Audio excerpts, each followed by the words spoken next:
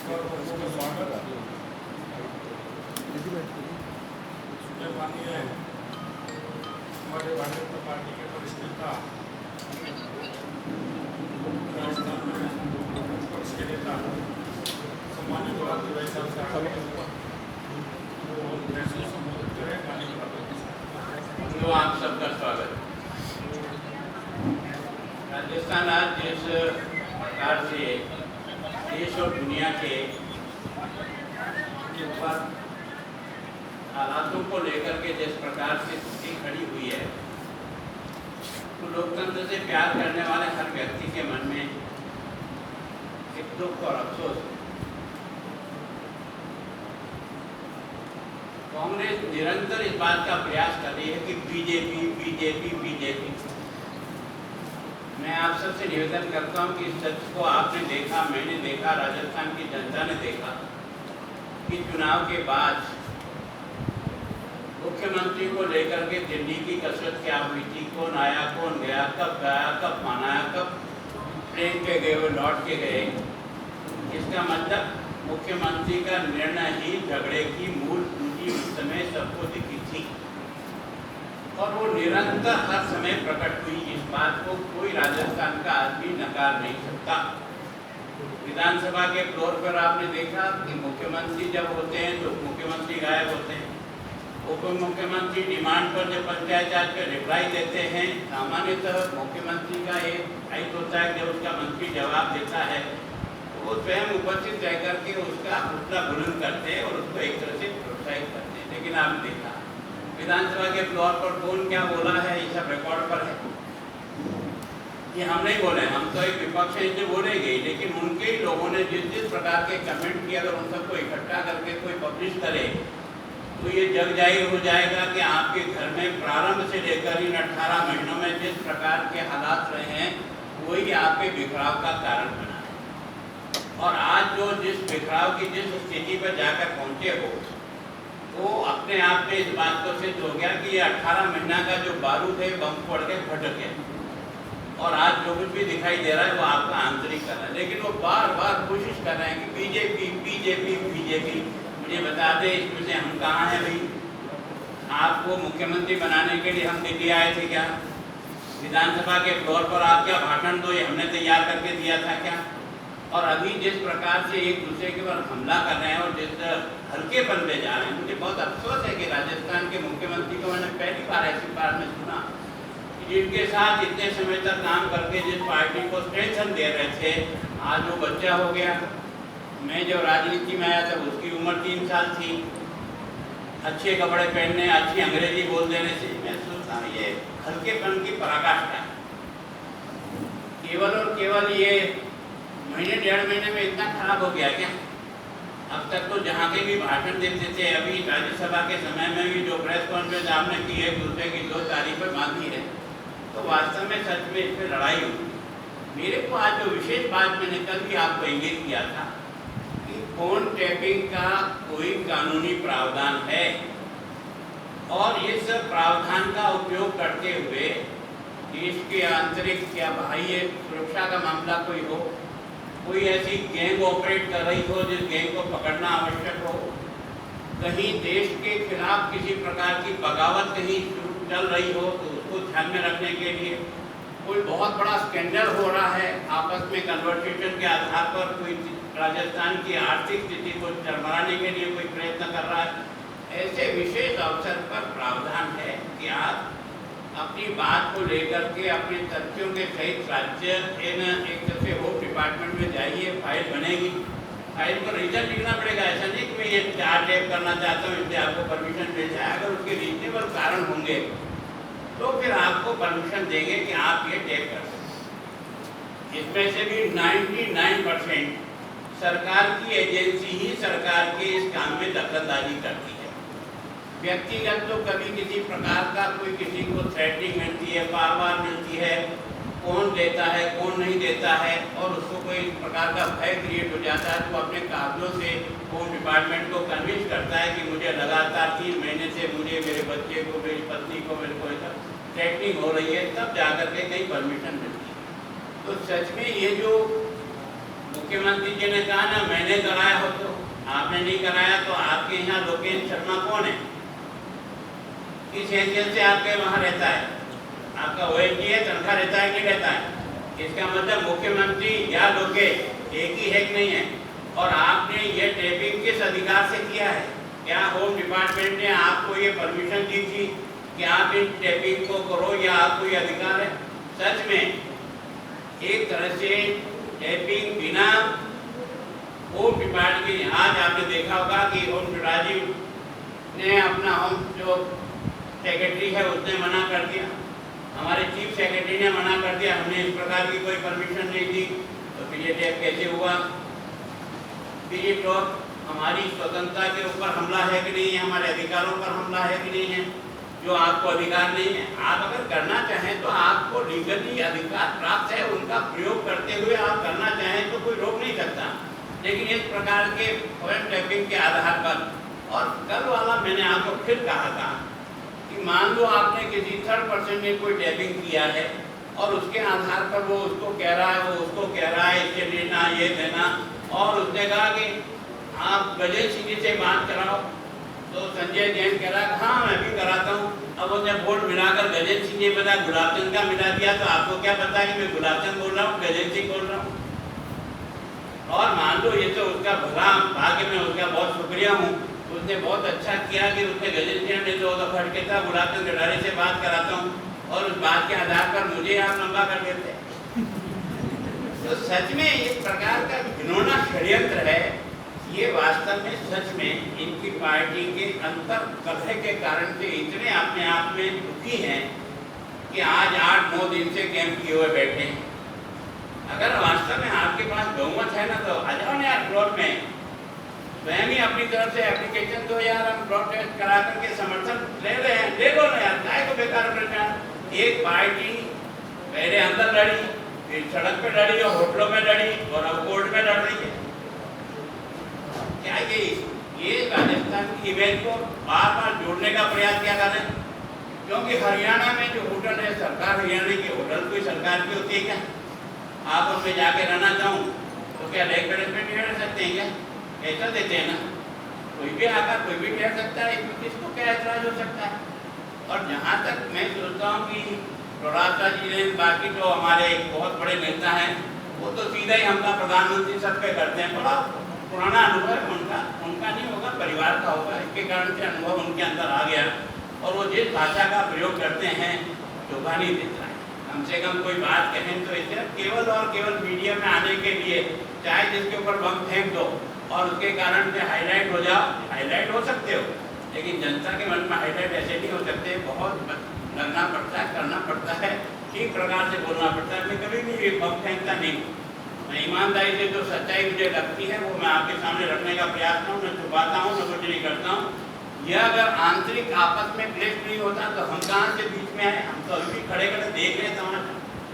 लोग हमसे पूछ रहे हैं कि आप फ्लोर टेस्ट आप मांग लो, उन्हें हम क्यों मांगे?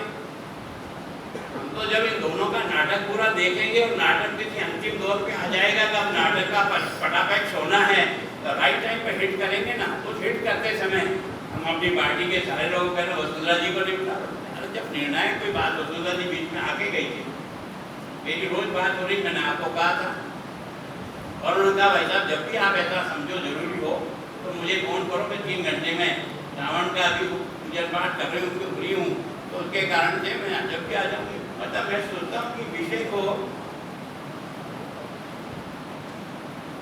सोचता हूँ आज उन्होंने आपको भी कोई मीडिया के सामने भी आई है, जैसा मैंने भी देखा है, तो मैं सोचता हूँ इन बातों से कोई लेना देना नहीं है। विशेष करके मैं आग्रहपूर्वक आपके माध्यम से पहुँचाना चाहता हूँ कि किसी का भी बिना अधिकार के फोन टैपिंग ये उसके स्वयं के नागरिक के अधिकारों का हनन है, दुरुपयोग है, जो कानून किसी को भी अलाउ नहीं करता है। अगर यही प्रक्रिया सबने की ना तो हम हमारे पड़ोसी से टकरा जाएंगे, हमारा पड़ोसी से टकरा जाएगा, तो रही चलेगा।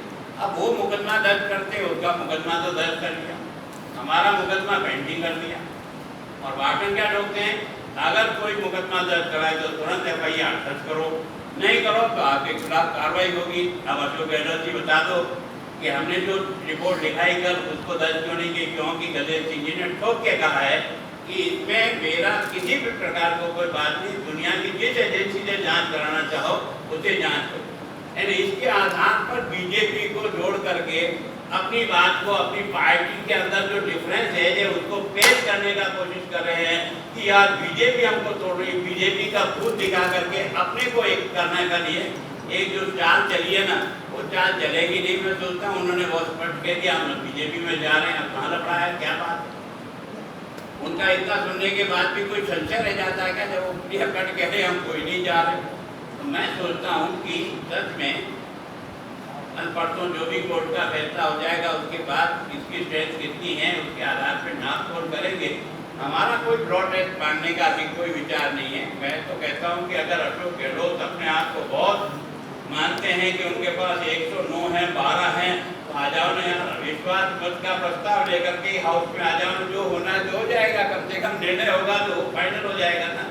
घबराने की जरूरत की 8 दिन तक एमएलए को बुक करके इस समय कोरोना की महामारी में जिस ढंग से बढ़ रहा है, सरकार का सारा काम काज खत्म हो गया है, कोई देखने वाला नहीं, कोई समझने वाला नहीं। ऐसे समय में सब जाकर के वहाँ बंद हो गए और बंद होकर के बचा किसके रहे हो कि अपने आप को बचा रहे हो, राजस्थान को बचा रहे हो, जनता को बचा रहे हो। वहाँ से बचेगी तुम्हारी जनता। वहाँ अगर दम है तो आ जाओ, फ्लोर पर आकर टेस्ट करो और बहुमत साबित करके सरकार को चलाओ ना। कौन मना कर रहा है? और कोई पूछना चाहे? मेरे हिसाब से मैं कोई चीज छुपाता नहीं, कुछ बोलता नहीं, जो कुछ होता है वो बताता। लोड टेस्ट की आप मांग कर रहे हैं? नहीं, मैं मांग नहीं कर रहा हूँ, मैं तो उनका नाटक देख रहा हूँ। और उनके नाटक की जब पटापैक्स आएगा, अब गाड़ी गिरने वाली है, तब हम अपना असेसमेंट करके हम पार्टी के लोग बैठेंगे। वो अकेला गुलाबचंद कटारिया कुछ नहीं होता जो यहाँ घोषणा करते हैं कि प्रोटेस्ट करेंगे। मैं और मेरी पार्टी सामूहिक बैठ करके विचार करते हैं और उसके बाद निर्णय करते हैं। सर, उनका कहना है सचिन पायलट अपनी दम पर अकेले ये नहीं कर सकते, इसमें बीजेपी का ही आप। अब ये तो उन्होंने असेसमेंट किया हुआ, जब राज अकेले ने देखा है 21 रेगे थे उस दिन सचिन पायलट नहीं दिखा था जो 5 साल तक घूमता रहा एक एक गाँव और गली गली। आप तो विधानसभा के फ्लोर पर 5 मिनट का कहीं आपका वर्षन आया हो जनता की किसी प्रॉब्लम को लेकर। मैं सोचता हूँ इस प्रकार से राजनीति में लंबे समय तक रहने वाले अनुभवशील आदमी का राजस्थान की विधानसभा के फ्लोर पर राजस्थान की जनता के लिए जो 2 मिनट का भी समय नहीं दे सकता है, वो क्या वास्तव में जनता की हित की बात है? निश्चित रूप से हम भी चाहते हैं। कारण क्या है कि यहाँ एसओजी भी जिस प्रकार से इन्वॉल्व हो रही है उसमें संदेह हो रहा है। जैसे एसओजी ने एक केस में 2 लोगों को पकड़ा और पकड़ते ही सब लोगों ने कहा ये बीजेपी से जुड़े हुए हैं। अब उसका मैं बाकी इतना जानता हूँ कि मेरे यहाँ से अशोक सिंह मेदवाला कोई हैं बांसवाड़ा के रहने वाले। मैं 40 साल से वहाँ की छोटी से छोटी मंडल की बैठक रहता हूँ, जिले की बैठक रहता हूँ, हर कार्यक्रम में जाता हूँ, हर समय रहता हूँ। मैंने तो उस महापुरुष को कभी देखा नहीं। कभी कभी बड़े नेता आ जाते हैं तब वो फोटो खिंचाने के लिए जरूर किसी के आसपास आ जाता होगा और कई बार आप हमको फोटो से जोड़ लेते हो, आपके साथ फोटो। अब यार आप खड़े हो जाओ, टप बढ़ा दो, मैं क्या कर सकता हूँ बताओ? मैं क्या कर सकता? मेरे घर पर कोई मिलने आया, मिलने आते ही बोलते अपने साथी को क्या रखा है कि जब उन दोनों बाहर निकले ना गेट पे तो टेक देना। अब वो टेक दिया, मैं क्या करूँ?